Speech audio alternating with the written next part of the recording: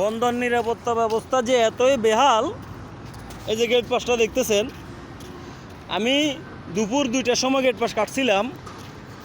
এখন ঢুকার সময় বলতেছে যে নেটওয়ার্ক প্রবলেম, আচ্ছা গাড়ি ঢুকে দিয়ে ভিতরে ঢুকে যাওয়ার সমস্যা নেই।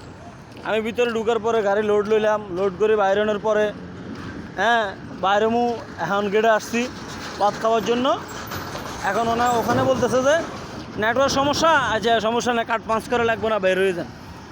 বের হওয়ার পরে আমি খাওয়া দাওয়ার পরে 20 মিনিট পরে আসছি, প্রায় 3:30 সময়, বা নেটওয়ার্ক আসছে আর কি। ওদের নেটওয়ার্ক আসার পরে এখন আমরা কার্ড পাঞ্চ করতেছি, কার্ড পাঞ্চ হচ্ছে কিন্তু এক্সপায়ার্ড বাতাচ্ছে। কিরে আমার এখানে অনলাইন গেট পাস, এই যে গেট পাসটা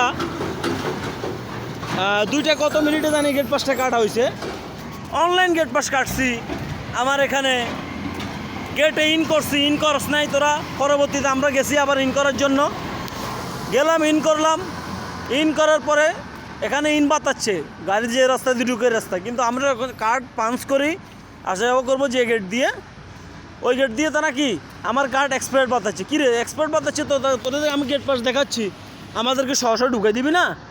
না, সহসা ঢুকাই না দিয়া তারা ওই এখানে মানে আমি 4টার সময় বাড়েছি, এখন বাজে 6টা, 6:30, 2.5 ঘন্টা, প্রায় 2 ঘন্টা 40 মিনিট আমি ঠান্ডা ভিতরে। এই যে আমি না, এরকম শত শত মানুষ। তোদের এখানে অনলাইন সার্ভের সমস্যা, এই গেট পাস দেখার পরে তোরা কেন ঢুকতে দিবি না? মানুষকে কেন কষ্ট দিবি?